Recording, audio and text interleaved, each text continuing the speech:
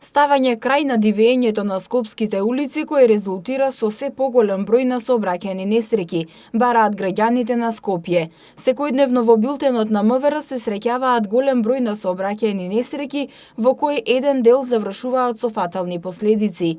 Една од нив е тешката сообраќајна несреќа која се случи доцна синоќа околу 22 часот и 30 минути во населбата Пинтија, во која животот на лице место го загубија двајца млади од Скопје. Оваа сообраќајна несреќа се случила само 20 дена по трагедијата во која загина цело семејство кај бензинската Лукоил на влезот во населбата Драчево, само 100 метри подолу од синоќешната незгода. Според неофицијални информации, во сообраќајката во која учествувале возила Голф и Пежо, се работи за несоодветна брзина и претекнување.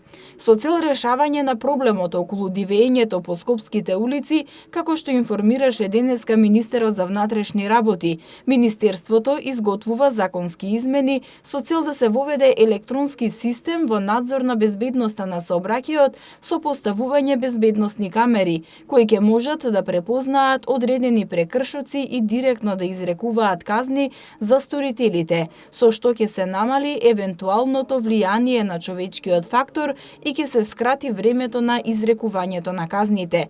Спасовски не прецизираше кога би се случиле законските измени кои би овозможиле поставување безбедносни камери за сообраќајните прекршоци, но напомена дека во земјава е потребно подигнување на јавната свест и зголемување на сообраќајната култура.